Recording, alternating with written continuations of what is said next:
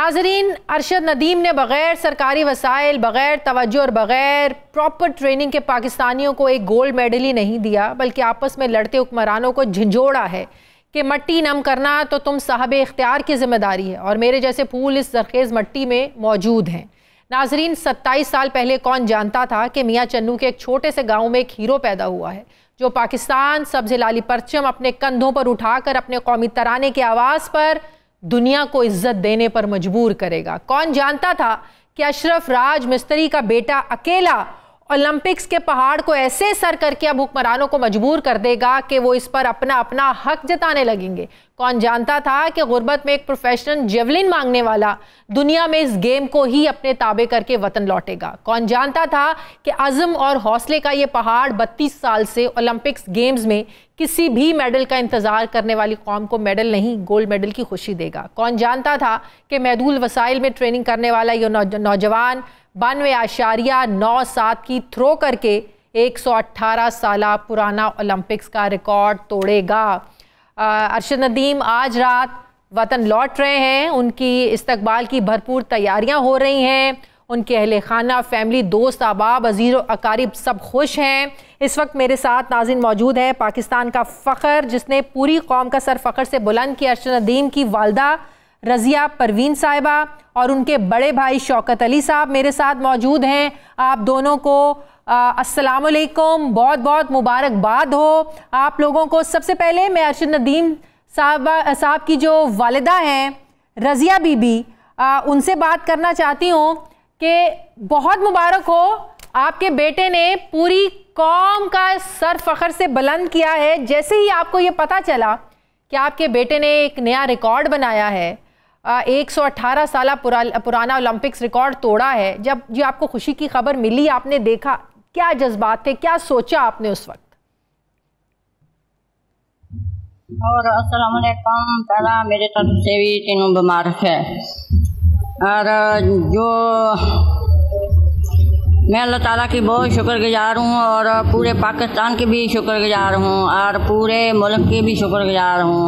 और मैं पूरे मुल्क को और पूरे पाकिस्तान को भी मैं अपील की थी मेरे बेटे के लिए दुआएं करें, और मैं अपने बेटे के लिए भी दुआएं करती थी और बहुत बहुत मैं दुआएं की और मेरी दुआएं और पूरे पाकिस्तान मुल्क की दुआएं अल्लाह ताला ने कबूल की और वो मेरे बेटे ने मेडल जीता और मेडल जीत के पाकिस्तान का नाम रोशन किया और पाकिस्तान का। हाँ जी, आज रात आपका वापस आ रहा है, पूरे पाकिस्तान में उसके इस्तकबाल की तैयारियां हो रही हैं, बड़ा ज़बरदस्त इस्तकबाल होना है।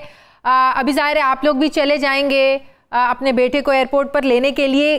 क्या समा है इस वक्त आपके घर? रिश्तेदार आए हैं, दोस्त आए हुए हैं, अभी ढोल ढमकों की आवाज़ें तो मैं सुन रही थी आपके घर। क्या क्या माहौल है इस वक्त आपके घर में? मैं अल्लाह ताला का बहुत शुक्रगुजार हूँ और हमारे घर में आज भाई को लेने जा रहे हैं, पूरा कबीला, पूरा गांव वाला और भाई उसके गिंदे हिंदे पूरा पाकिस्तानी भी अरशद नदीम हीरो को आज लेने जा रहे हैं। तो इंशाल्लाह ताला माँ को तो बहुत खुशी हो रही है और बहुत ढोल बज रहे हैं और घर में बहुत खुशी। माँ जी अपने बेटे लिए की पकाया? कब मेरा बेटा आएगा ना घर, बेटा उसको खीर पसंद है। अच्छा ठीक है। अरशद ने जब ये आपको बताया, आपने ज़ाहिर है आप सोचा होगा कि अरशद ने आज वापस आना है, तो आपने ख़ास क्या तैयारी की है, स्पेशल क्या तैयारी की अपने बेटे के लिए? हाँ जी, बहुत तैयारियां मैं अपने बेटे के लिए करूँगी भी। मेरा बेटा आएगा माशाल्लाह, इंशाल्लाह ताला उसको खाने किस पसंद से वो खाने पकावांगी मैं अपने बेटे के लिए और बेटा मेरा आएगा मेरे साथ। माँ जी आपके और कितने बच्चे, क्या किसी और बच्चे को भी ऐसे खेलों का शौक है? माशाल्लाह मेरे 6 बेटे हैं, 2 बेटियां। सही है। अच्छा, क्या कभी ऐसे हुआ कि जब नेज़ा लेने के लिए अरशद के पास पैसे होते नहीं थे, कोई मदद करता नहीं था, ट्रेनिंग उस तरीके से हो नहीं पाती थी, तो कैसे इतना ये सफ़र तय किया आपके बेटे ने, अरशद नदीम ने? कुछ नहीं था, नेज़ा भी वो नहीं ले सकता था, वो अच्छी ट्रेनिंग करना चाहता था, कैसे ये मेहनत की उसने, ज़रा ये बताइएगा। बेटा कहते होंगे वो मेरे बेटे ना खुद भी बहुत शौक सी अपने नानियां दा कहंदे हुंदे मुश्किल भी गुजार के भी उन्हें अपने नहीं उन्हें खर्चा सी उहदे बेटे ते खर्चा किया ना असी किसी की मदद की, असी अल्लाह ताला की मदद मांगी सी, साडी अल्लाह ताला ने मदद की। ते मेरा बेटा माशाल्लाह कोच भी अच्छा था, उसने भी ट्रेनिंग कराई उसको, और कोई चीज़ नहीं ली, कोच ने उन्होंने चीज़ दी होनी। ते माशाल्लाह कहंदे हुंदे मेरे बेटे नूं इतना शौक सी ना, आपदे शौक दे विच आपदी उन्हें मेहनत की। ये बताइएगा, जाहिर है का फल है, आपकी दुआएं हैं। अब तो अरशद नदीम के लिए बड़े इनामात का ऐलान हो रहा है, 10 करोड़ का ऐलान पंजाब हुकूमत ने किया है, सिंध हुकूमत ने भी ऐलान किया है। तो जब इतने पैसे आ जाएंगे तो ऐसी कोई ख्वाहिश जो अरशद पूरी करना चाहता हो, आपकी ख्वाहिश हो कि पैसे हों तो हम ये करना चाहते हैं, ऐसी कौन सी ख्वाहिश है जो आप पूरी करना चाहते हैं? अल्लाह ताला का भी शुक्र है, मेरी ये ख्वाहिश है भी मेरा बेटा वापसी आवे ते हम माँ बेटे रल के ते हम उम्रा करके आए। अच्छा, पहला मेरी यही ख्वाहिश है। अल्लाह ताला अगे भी मैं ख्वाहिश की भी अल्लाह ताला मेरा बेटा भी खैरी सलामती हीरो घर आ जाए, और हम ना सारे रल के भी ते असी उम्रा करके आइए। अच्छा, उम्रे पे जाना चाहते हैं? इससे पहले उम्रा नहीं किया आपने, पहली दफ़ा जाना है आपने उम्रा करने के लिए? पहली दफ़ा जा रहा है। अगे भी बेटे मेरे ने किया था भी माँ तू ना भी उम्रा करया, और बेटा मेरी ना तबीयत नहीं ठीक रहती है, और मेरे को जरकान भी है, उधर से मेरे नानिया दा पिते में पत्थरियाँ और मैदा बहुत ख़राब है, ब्लड की मैं मरीज हूँ, जोड़ा मैं दर्दार, मैं ना अकेली नहीं जा सकती थी, और दूसरे को से बेटे से मेरे अरशद नदीम के भाई उनका टाइम नहीं लगता था और छुट्टी नहीं सी लगती। तो इस तरह करके फिर मेरे अरशद नदीम ने किया माँ तू दुआ कर, इंशाल्लाह ताला मैं की मेडल जीता और मैं तेरे नाल जाऊंगा, तो मैं अपनी माँ मैं अब जरा भाई जो शौकत अली है मैं उनसे भी बात करना चाहती हूँ। बहुत बहुत मुबारक हो आपको भी शौकत साहब, आज आपका भाई वापस आ रहा है, तो आप भी ज़रा बताइएगा क्या माहौल है आपके घर में, क्या तैयारियां हैं, अभी आप लोगों ने लेने जाना है अपने भाई को? अल्लाह का शुक्र है, पूरा गांव और पूरा खानदान चाचे कज़न सब फुल तैयारियों में बैठे हुए हैं, और बस इंशाल्लाह फ़ौरन ये निकलना है, और इंशाल्लाह बस अभी तैयारियों में है। रात को भाई अरशद नदीम आ रहे हैं, 1 बजे आ रहे हैं इंशाल्लाह उनको पिक करने के लिए, सब लोग तैयारियों में लगे हुए हैं। माँ जी से रही थी कोई स्पेशल चीज़ अरशद शौक से क्या खाता है, खाने में क्या पसंद है, कि आप लोगों ने सोचा हो कि अरशद ने वापस आना है, हमने ये करना है, ये करना है, ये बनाना है, ये खिलाना है उसको? इंशाल्लाह अम्मी ने कहा है अभी तो अब लोग निकलेंगे, बस ज़रा घर इजी हो जाएगा, अभी तो रश लगा पड़ा है, और इंशाल्लाह खीर की तैयारी है, और इंशाल्लाह बाकी कोई सालन वगैरह जो खुश हो खाते हैं मामा को मालूम है वैसे बनाएंगे इंशाल्लाह, तो सब भाई फिर मिल के भी खाएंगे इंशाल्लाह। ठीक है, बहुत बहुत शुक्रिया, बहुत मुबारक हो आप लोगों को हमारी तरफ से, हमारे चैनल 92 न्यूज़ की तरफ से।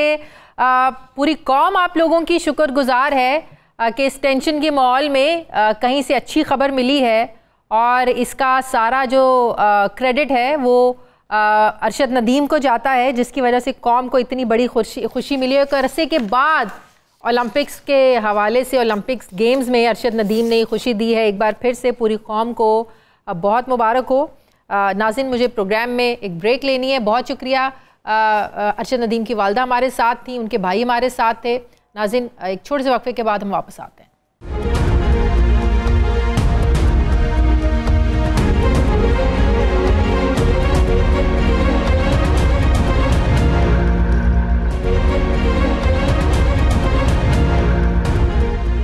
ब्रेक के बाद एक बार फिर से आपको खुशामदीद कहते हैं। नाजरीन, आजकल पाकिस्तान को बहरानिस्तान कहा जाए तो शायद ये गलत नहीं होगा। पाकिस्तान में सियासी बहरान, सियासी डेडलॉक ना जाने और कितने बहरान पैदा करेगा। मुआशी बहरान है कि एक बार फिर से ये कहा जा रहा है कि रियासत को ये डिफ़ॉल्ट तक ले जा रहा है, और अब एक बार फिर से आईनी बहरान का खदशा पैदा होता नज़र आ रहा है। सुप्रीम कोर्ट के मखसूस नशिस्तों के फैसले के खिलाफ होने वाली कानून साजी यानी इलेक्शन एक्ट तरमीमी बिल से एक नया आईनी बहरान जन्म ले सकता है, क्योंकि रियासत के 2 ताकतवर सुतूनों का ऐसे आमने सामना आना कोई नया शगुन नहीं है।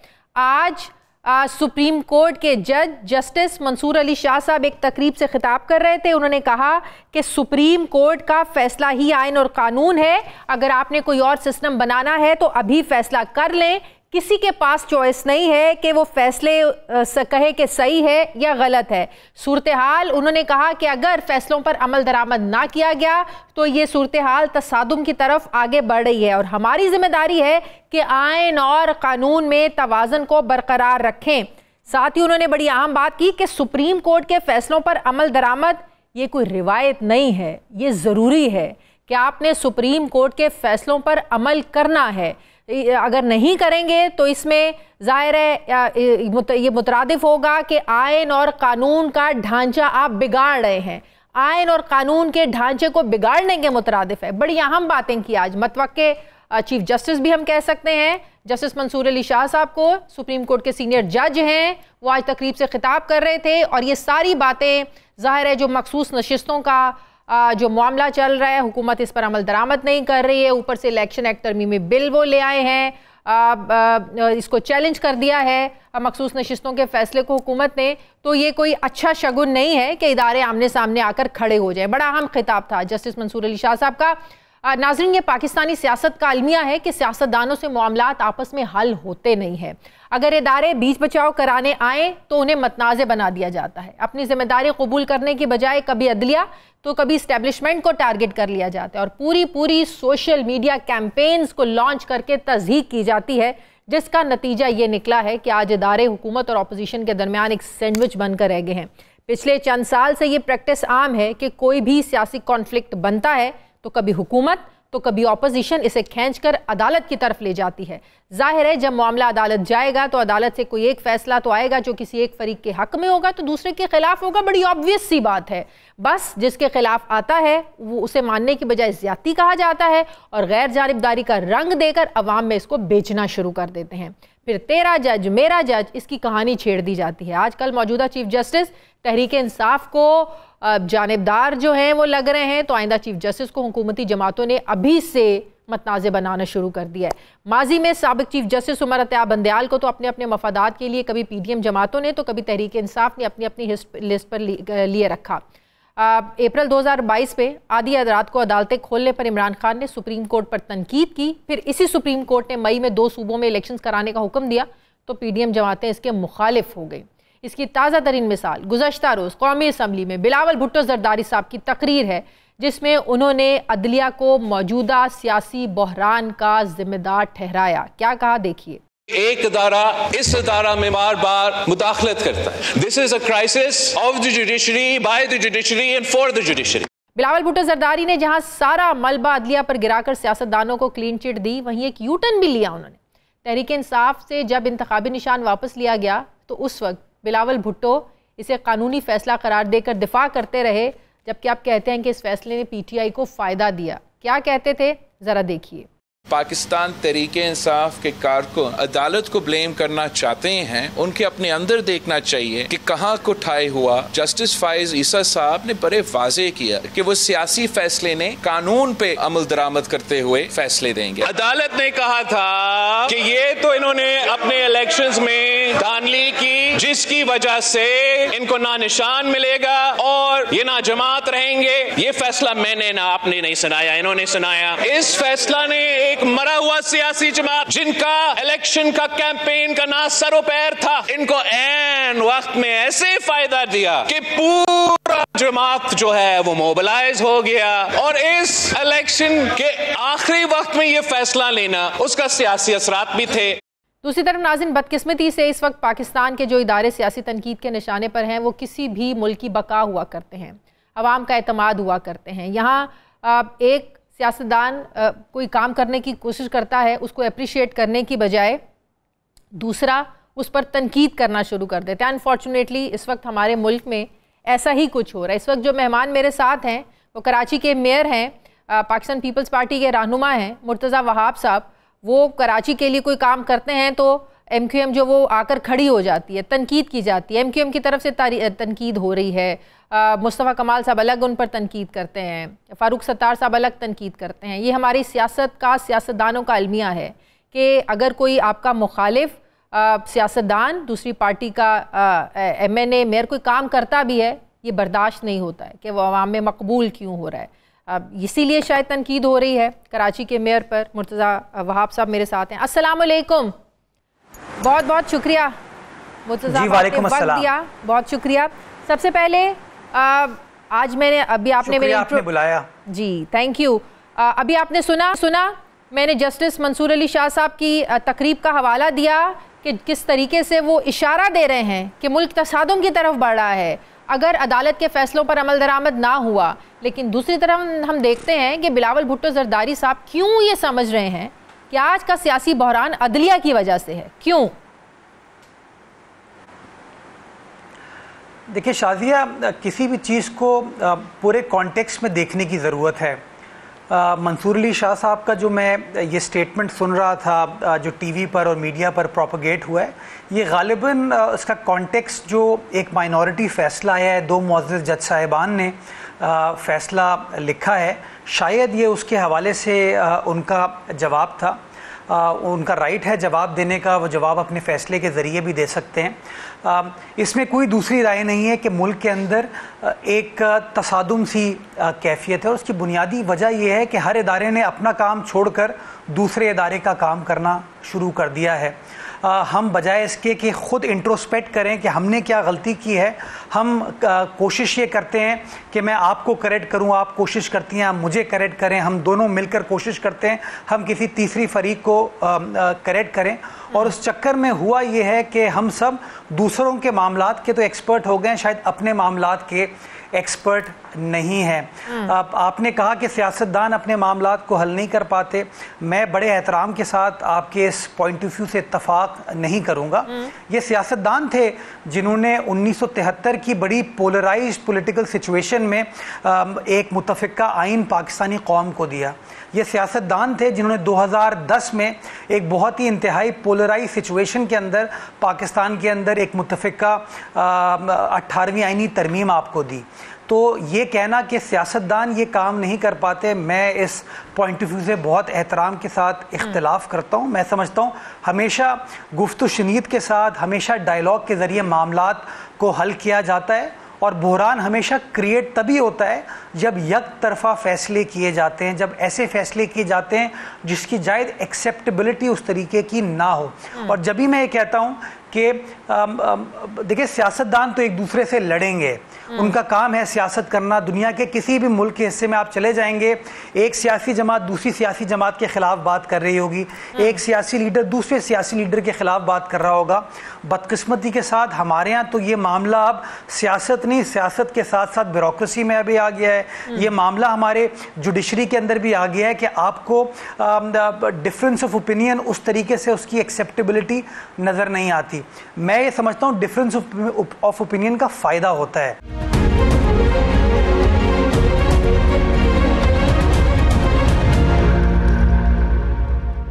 अनफॉर्चुनेटली हमारे मुल्क में हो ये रहा है कि जो फैसला किसी एक फरीक के हक में आता है उसे वो फैसला अच्छा लगता है, जबकि दूसरे फरीक को वो फैसला जानिबदारी पर मबनी लगता है। अब जो जब 15 जनवरी 2024 को बिलावल भुट्टो साहब ने बड़ी तारीफ की थी जुडिशरी की। जी जी प्लीज, मैं सिर्फ कता कलामी माफ देखे ना, क्यों देखें, जब कभी भी अदालत जिसका एहतराम हम सब के ऊपर वाजिब है, इसमें कोई दूसरी राय नहीं है, वो अदालत अगर किसी सियासी मामले के अंदर इंटरवीन करेगी तो उसके नताइज जो हैं इतने पुरकशिश नहीं होंगे। और इसकी रिवायत आपको 1954 के डोसो केस से नज़र आती है, जब डॉक्ट्रिन ऑफ नेसेसिटी उस वक्त के चीफ जस्टिस मुनीर ने इस्टेब्लिश की। आपको 1979 के जुल्फ़िकार अली भुट्टो के केस में नज़र आती है, जब मौलवी अनवारुल हक ने यह फ़ैसला किया।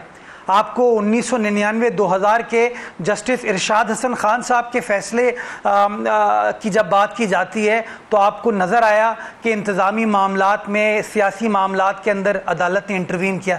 इफ्तिखार चौधरी साहब का दौर, मैं समझता हूँ 2005 से लेकर 2013 तक जो जूरिस्प्रूडेंस इस मुल्क में डेवलप हुई है कि आप एग्जीक्यूटिव को कम्प्लीटली ख़त्म कर दें, लेजिस्लेचर को, पार्लियामान को मुकम्मल तौर पर ट्रैम्पल कर दें, इसकी मिसाल आपको दुनिया में कहीं नहीं मिलेगी। बात यह है कि जब इसी सुप्रीम कोर्ट ने जनवरी में तहरीक इंसाफ से बल्ले का निशान छीना, बिलावल भुट्टो साहब ने कहा कि बड़ा ज़बरदस्त ये फैसला है, चीफ जस्टिस का बड़ा ज़बरदस्त ये फैसला है। उन्होंने बाकायदा ये अल्फाज इस्तेमाल किए कि काजी फैज़ ईसा साहब ने ये रिवायत तोड़ी है कि वो सियासी फैसले नहीं देंगे। अगर वो सियासी फैसला नहीं था तो आज जो मखसूस नशिस्तों का फैसला आया, ऑल्दो उसमें चीफ जस्टिस साहब ने तहरीक इंसाफ को एक सियासी जमात एक्सेप्ट किया, उन्होंने कहा कि तहरीक इंसाफ एक सियासी जमात है। मैं इसका जवाब सुन ले ना, तो ये फिर सियासी फैसला कैसे हो गया?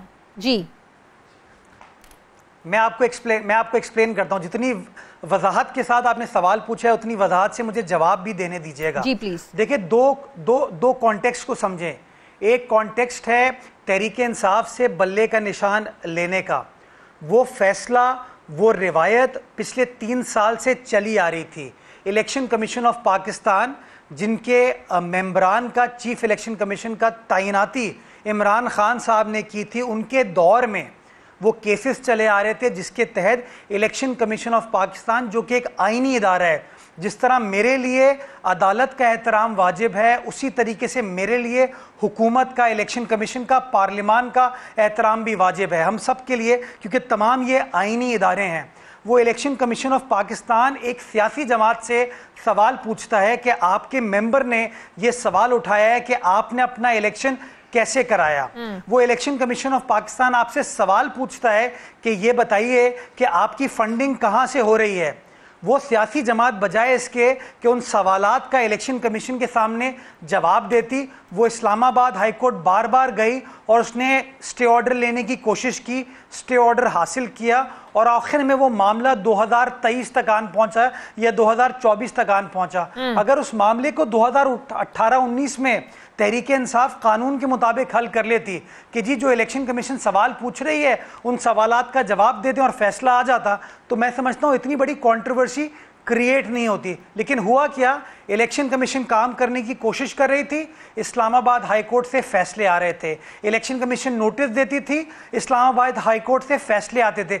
हुकूमत पीपल्स पार्टी की नहीं थी, हुकूमत नून लीग की नहीं थी, हुकूमत उस जमाने में इमरान खान साहब की थी, पीटीआई की थी। तो नतीजा ये हुआ कि उस आईनी कानूनी प्रोसेस के अंदर एक मुअज़्ज़िज़ अदालत ने बार बार इंटरवीन किया। नतीजा ये हुआ, प्रोसेस डिले हुआ और आप 2024 में आ गए। अब आ जाए, वो तो सारा हो गया ना, वो उनसे बल्ला छीन लिया। के ऊपर एक मिनट जी शादिया, एक minute Shadiya, let me explain please. जी मुझे पता है मैं ऐसी बातें कर रहा हूं जो शायद कंट्रोवर्शियल हो, नहीं प्लीज आप करें, लेकिन मैं समझता हूं कहीं ना सवाल भी करना चाहती हूं, सच बोलना चाहिए लाइव टेलीविजन पे। जी मैं जवाब आपको दे दूं। देखें, हमारा पॉइंट ऑफ व्यू बहुत एहतराम के साथ जो सुप्रीम कोर्ट का ये मेजॉरिटी वर्डिक्ट आया है, उसमें सवाल ये है कि आप बताइए कि क्या सुप्रीम कोर्ट कानून को खत्म कर सकती है? हाँ, कर सकती है। लेकिन क्या सुप्रीम कोर्ट कानून को अमेंड कर सकती है? नहीं, वो अमेंड नहीं कर सकती। बिल्कुल।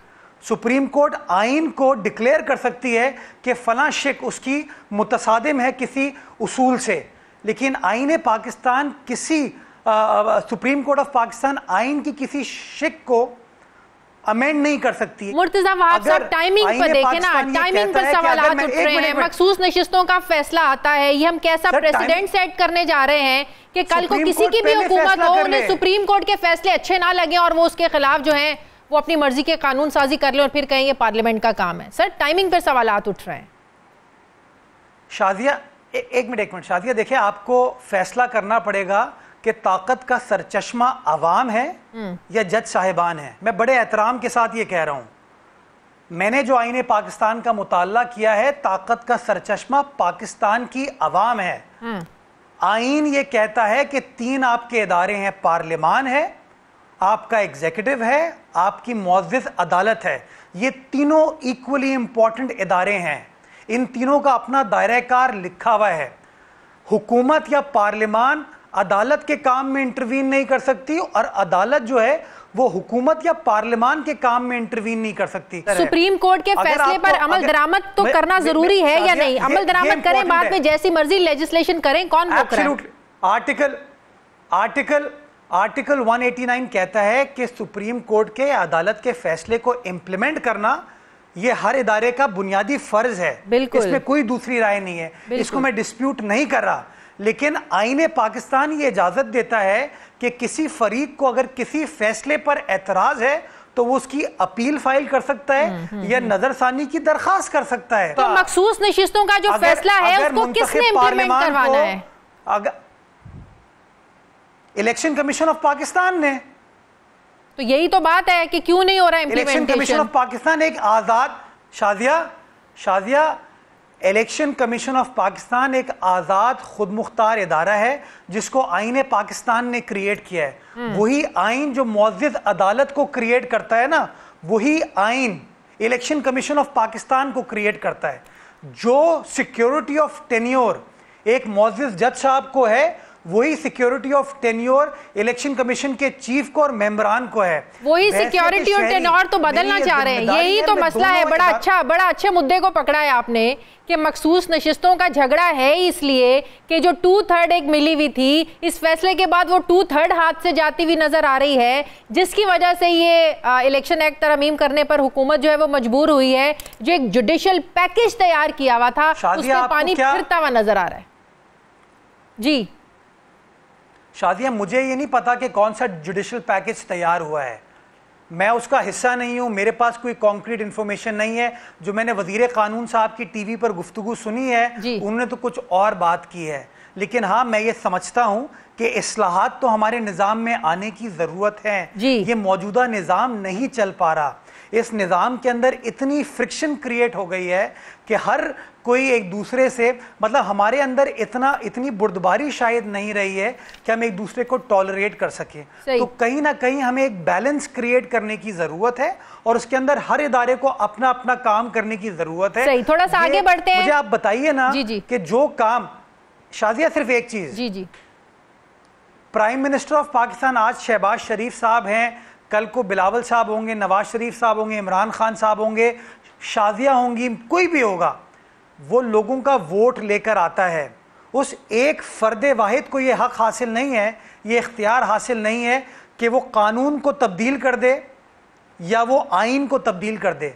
मैं सवाल नाजरीन के सामने छोड़ के जाता हूं कि अगर ड्यूली इलेक्टेड प्राइम मिनिस्टर के पास, speaker of the national assembly के पास, चेयरमैन ऑफ द सेनेट के पास, सदर मुमलिकत के पास ये इख्तियार नहीं है, तो किसी जज साहब के पास ये कैसे इख्तियार हो सकता है कि वो आइन को और कानून को तशरीह के नाम पे तब्दील कर दे। सही, आगे थोड़ा सा बढ़ते हैं। ये सवाल मैं छोड़ के जाता हूँ, पाकिस्तान की आवाम फैसला करे। बिल्कुल ठीक, बिल्कुल ठीक। कल जो खबरें चल रही थी और ये बहुत अरसे से डिस्कशन भी हो रही है कि गवर्नर सिंध ने तब्दील होना है, नून लीग अपना गवर्नर लगाना चाहती है। कल फिर ये टिकर्स भी चले, खबरें भी चली कि बशीर मेमन साहब के नाम पर इत्तफाक हुआ है। तो फिर कल शाम को फारूक सत्तार साहब ने और टिसोरी साहब ने आकर कहा कि ना हमसे मुशावरत हुई है, ये सिर्फ अफवाह है। तो मैं आपसे भी जानना चाहती हूँ कि बशीर मेमन साहब का जो नाम आया ये महज एक अफवाह ही है क्या? अच्छा देखिए, ये मुझसे तो गुफ्तगू इस बारे में हुई नहीं, तो मेरे लिए मुनासिब नहीं होगा कि इसके ऊपर मैं कोई चीज़ कमेंट करूं। ये वज़ीर आज़म और सदर मुमलिकत का इस्तेहकाक है कि वज़ीर आज़म सिफारिश करते हैं और सदर मुमलिकत ये तैनाती करते हैं, तो ये फ़ैसला वहाँ से होगा। इसका बेहतर जवाब आपको ना फारूक सत्तार साहब दे सकते हैं, ना कामरान टिसोरी साहब दे सकते हैं, ना मुर्तज़ा वहाब दे सकते हैं। ये फ़ैसला जो है वफाकी हुकूमत की जानिब से होना है और बेहतर जवाब आप इसका हुकूमत का जो तर्जुमान है, ये वज़ीर इत्तलात है, उनसे पूछ सकते हैं। बहुत बहुत शुक्रिया। कराची के मेयर, पाकिस्तान पीपल्स पार्टी के सीनियर रहनुमा मुर्तज़ा वहाब साहब मेरे साथ थे, बहुत शुक्रिया आपका। मुझे ब्रेक लेनी है नाज़रीन, वापस आते हैं वक्फे के बाद।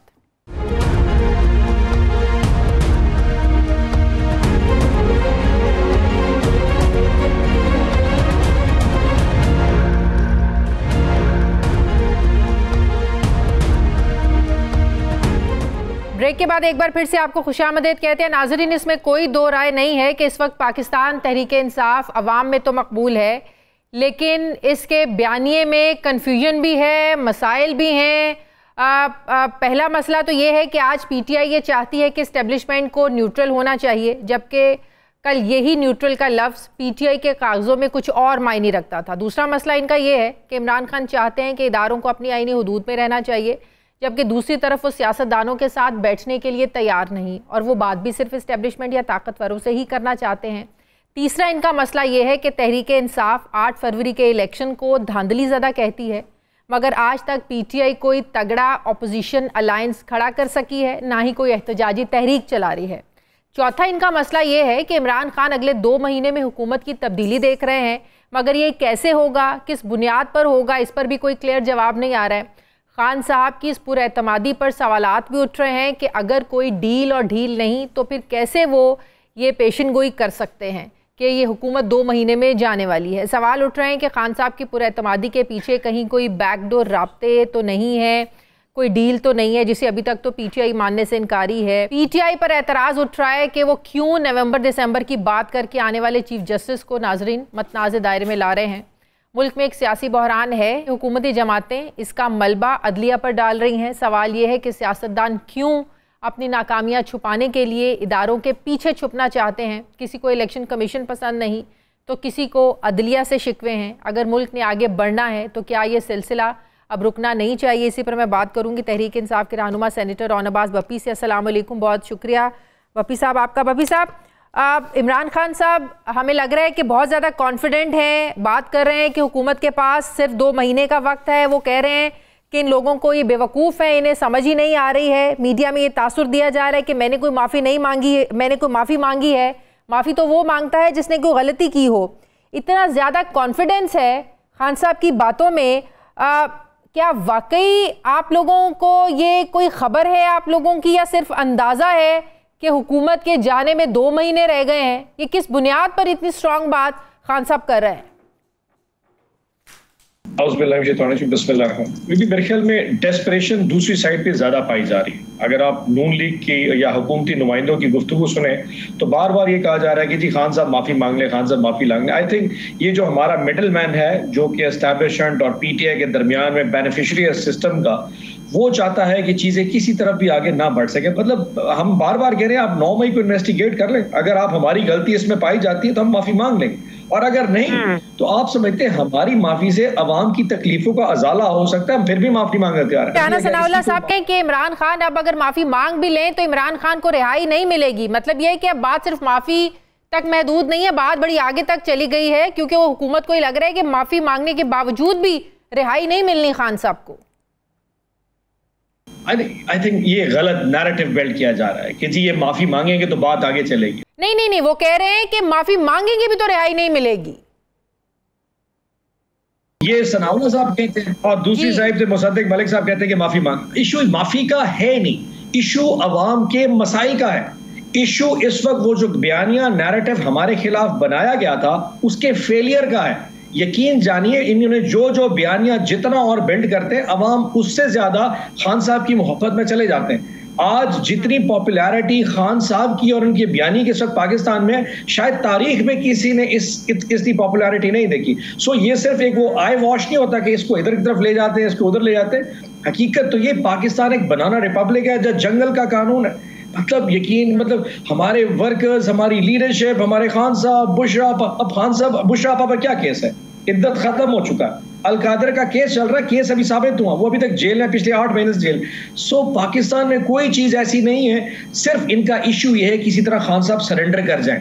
अब इनकी दिली ख्वाहिश होती है, आई एम श्योर कि जहां जो बैठता होगा वो मशवरे बड़े को देता होगा, बस सर थोड़ा सा और प्रेशर दे दे, खान साहब बस नजदीक लगे हुए अभी माफी मांग लें। बात ये है कि इशू सिर्फ अब 9 मई है, बाकी केसेस में तो खान साहब को रिलीफ मिल गया है। 2 दिन पहले सहाफियों ने भी खान साहब से ये सवाल किया कि आप लोग ये बात करते थे, कहते थे कि अब रेड लाइन क्रॉस की है। इमरान खान, आप लोग कहते थे कि हमारी रेड लाइन है, इन्होंने ये रेड लाइन क्रॉस की है।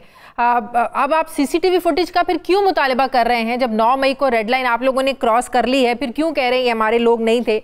फिर ये भी सवाल उठाया जा रहा है, ये भी सहाफियों ने खान साहब से बात की कि जब जुल्फ़िकार भुट्टो को फांसी पर लटकाया गया, बेनज़ीर भुट्टो शहीद हुई, नवाज शरीफ को इक़्तिदार से निकाला गया, उन्होंने तो GHQ के सामने जाकर एहतजाज नहीं किया था। उन्होंने तो ऐसी कोई कॉल नहीं दी थी कि एहतजाज करेंगे और GHQ के सामने करेंगे।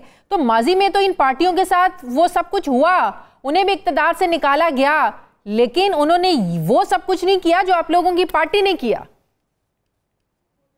अच्छा शहज़ाद, एक तो अगर तारीख में कोई चीज़ गलत हुई है तो वो ज़रूरी नहीं है कि वो दोबारा दोहराई जाए। देखिए, कौमें अगर अपनी गलतियों से नहीं सीखेंगी तो आगे कैसे बढ़ेंगी? सो पाकिस्तान में जो आप समझती हैं, अगर हम आपस में एक फ्रैंक डिस्कशन कर लेते हैं कि 70, 75, 80 साल में जो कुछ पाकिस्तान में हो, क्या वो ठीक हुआ है? मतलब बेनज़ीर भुट्टो साहिबा शहीद हुई, शहादत के बाद पीपल्स पार्टी कहती है जी पाकिस्तान खपे, बड़ी बेहतरीन बात है, जमहूरियत चलनी चाहिए। बट 5 साल उनकी हुकूमत रही, आज तक हमें ना साना कारसाज के वो बंदे मिल सके, ना बेनज़ीर भुट्टो की शहादत मिल सकी, मुर्तज़ा भुट्टो की शहादत के बंदे आज तक नहीं मिल सके। मुझसे किसी नून लीग के साथी ने कहा जी फरियाल तालपुर को ईद की रात को उठा लिया गया, या मरियम नवाज शरीफ साहिबा को लाहौर कराची।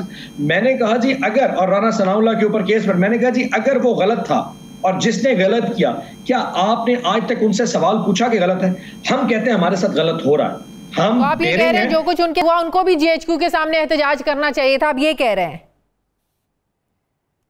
क्या आपने मरियम नवाज शरीफ की उसके बाद जो स्टेटमेंट है, जो उस वक्त जनरल बाजवा के हवाले से गुजरांवाला जलसे में, क्या वो किसी को रिकॉर्ड पे याद नहीं है? DGISPR को पाकिस्तान PTI का स्पोक्स पर्सन करार देना, या ये किसी को भी याद नहीं है? तो आप ये कह रहे हैं कि जीएचक्यू के सामने एहतजाज करना बड़ी नॉर्मल सी बात है, एहतजाज होना चाहिए? मेरी बात सुने, जो एहतजाज है ये तो पूरी दुनिया में हर किसी का हक है, ठीक है, उस पर कोई ये नहीं है कि यहाँ नहीं हो सकता और वहां नहीं हो सकता। हाँ, उसके एक पैरामीटर्स डिफाइन किए जा सकते हैं। अब मिसाल के तौर पे चले 9 मई तो हो गया, अब 9 मई को 1.5 साल हो चुका है, हमें इस वक्त पंजाब हुकूमत के खिलाफ महंगाई के पे एहतजाज नहीं किया जा रहा, तो क्या ये हुकूमत ठीक कर रही है? हम महंगाई पे एहतजाज नहीं कर सकते, हम सड़कों पे जाते दफा 144 के बाद, हम जल से नहीं कर सकते, तो क्या ये भी ठीक है? सो इश्यूज ये है कि there wrongs on the both sides, लेकिन क्योंकि हुकूमत वक्त हर चीज को 9 मई से जोड़ती है और उसकी पादाश में सारी पॉलिटिकल एक्टिविटीज को रोक दिया जाता है, इसलिए वो जस्टिफाई करते हैं क्योंकि 9 मई। और आप ये देखें, जब कभी कोई भूलने लगता है 9 मई को, ये आके प्रेस कॉन्फ्रेंस करके याद कराते हैं। 9 मई को कोई नहीं भूला 9 मई को। आप लोग भी अपने मौकिफ पर डटे हुए हैं, पाक फौज भी अपने मौकिफ पर डटी हुई है, ना वो भूले हैं ना आप लोग भूले हैं, कोई नहीं भूला। 9 मई ही तो एक वो इशू है जिस पर सारे मामलात आकर रुके हुए हैं। आप लोग भी पीछे हटने को तैयार नहीं, पाक फौज भी डटी हुई है 9 मई के अपने मौकिफ को लेकर के, इस पर कोई माफी नहीं है, आप लोग माफी मांगने के लिए तैयार नहीं है, तो भूला तो कोई नहीं है।